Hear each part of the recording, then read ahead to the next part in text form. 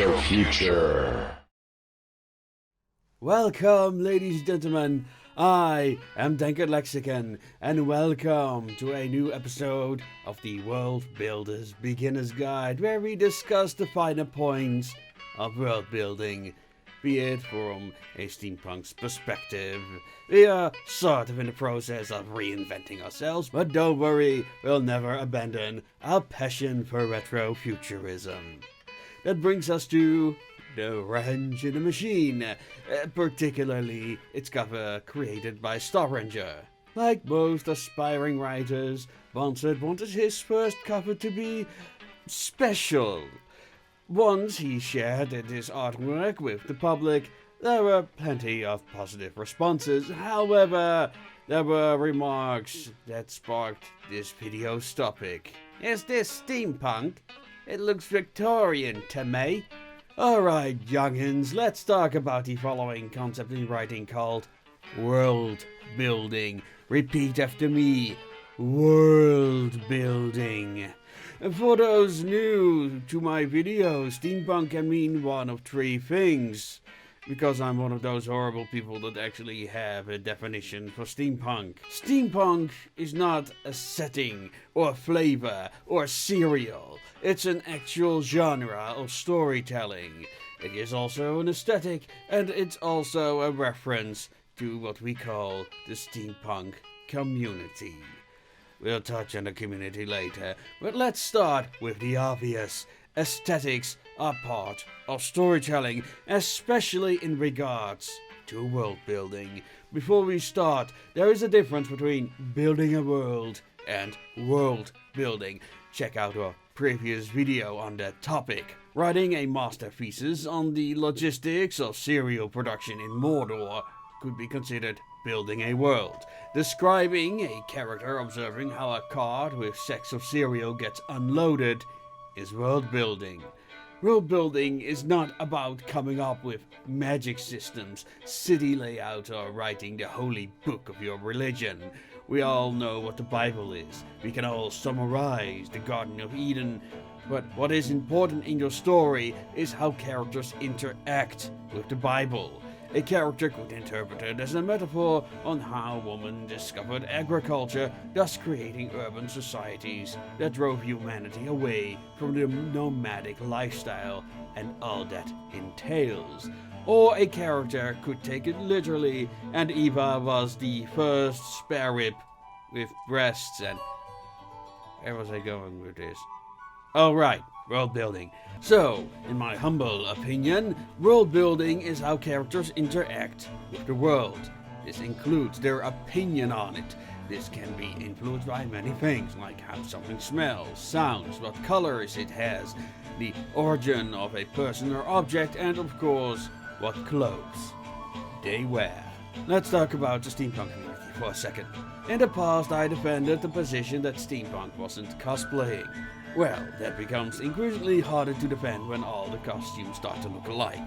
The same colors, the same attributes, and with the increasing popularity of the internet, the same Chinese props from Wish or Amazon.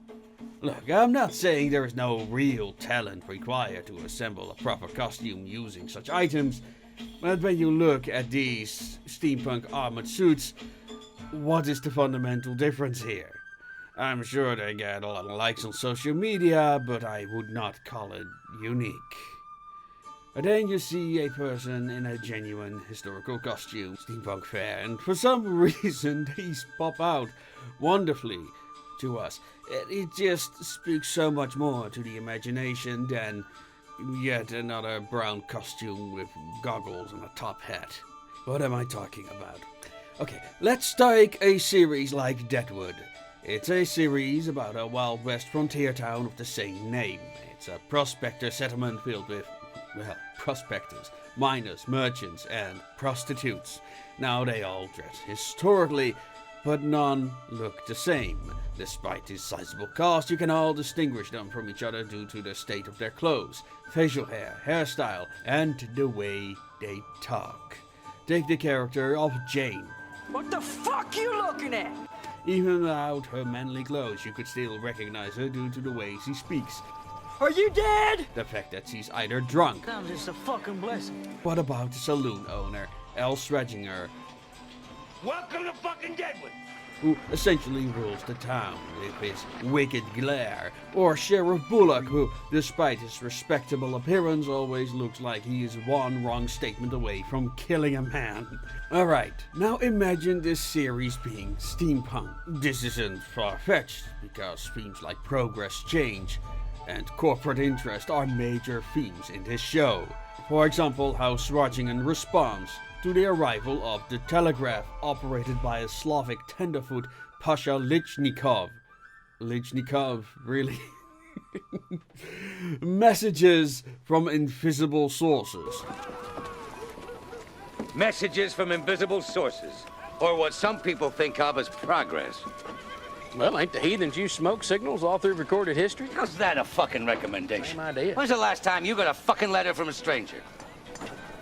Bad news about Paul. Bad news. It tries against our interests is our sole communications from strangers. So by all means, let's plant holes. Where is the lie?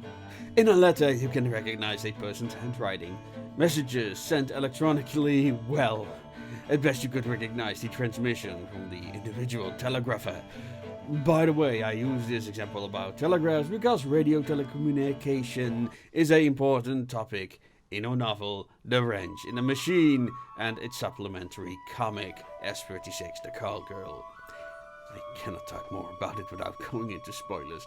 Anyway, could the same conflict occur in a steampunk setting? Well, yes, but it depends on the setting. And if not about telegraph poles, maybe about robot laborers. The real question is, would cladding these characters in copper and gears make them more interesting? I doubt it. As a matter of fact, it might make them less unique. And what for? Fan service? Also, more detail in a costume doesn't make more better. A matter of fact, it could be detrimental to your entire world. The creator of the stop-motion film An Unwound Clockwork, Valentin Felder, mentioned how he wanted to add a zeppelin in the background because, well, it's the steampunk thing to do. But then he realized that, in a story about isolation, adding a zeppelin would undermine the movie's themes. After all, air travel doesn't just allow you to go somewhere, it also visualizes the desire to go anywhere. A feeling that is supposed to be absent from this world. Going back to the steampunk Deadwood setting, I would change a little to the costuming myself. I would add an electric generator, perhaps, to power a saloon, maybe some advanced gambling apparatus in the casino, an eccentric inventor's laboratory who was annoyed because he came here to get away from the government, but now the town wants to be annexed to be guaranteed their property rights. Just to name an example. But what does this have to do with historical costumes in steampunk? Steampunk are not reenactors, are we? Here's the thing. Let's take an example of steampunk with historical costumes. Steamboy from 2003, probably the, be it a flawed film, most steampunk movie out there in my opinion. The historical setting is a deliberate choice that contrasts the quote-unquote steampunk/anachronistic machinery from the daily existence of the common Brit. This is important for the plot because, slight spoiler warning, the motivation of the villain is to inspire humanity by launching a flying castle into the air. He's not going to conquer the world with it, or anything, well, maybe in a philosophical sense, but it's just as well saying to the world, fuck physics, hoping more people will follow his example. I heard of creative destruction, but this is something else. In this scene, we see a man walking along the shore in awe. We see the contrast between a simple man and the machine. The contrast between what we know is possible and the fantastical. There he is, contemplating. Is this what the future is like? Is this what humanity is capable of? A loaded question that can be answered whatever which way. If this was a steampunk setting according to the standards set by our convention attendants, this would be Tuesday, wouldn't it? After all, if all characters already possess technology like this, how would this have worked? The flying castle would just be another prop, just larger. This is the importance of historical costuming within steampunk, to separate the non-fiction from the fiction. This is why most characters in the Rant and the Machine are historically dressed, because if they did not, well, everything else would fail to impress. The Rant and the Machine is about police inspectors simply doing their job until they encounter a creature of otherworldly origins. Before they know what is happening, they're all plunged into a world of secret societies, hidden wars, and transhumanist fanatics. The Association of Ishtar is a series of stories about the explorations of the otherworldly and the fantastical. If the protagonists themselves would be fantastical, well, what would there be left in awe of? What could terrify them? What challenges would be left to overcome? And what would entertain the reader if the unknown is just more of the same? And that is probably my main complaint. Steampunk creators are being held to a standard set by the crowds visiting the conventions.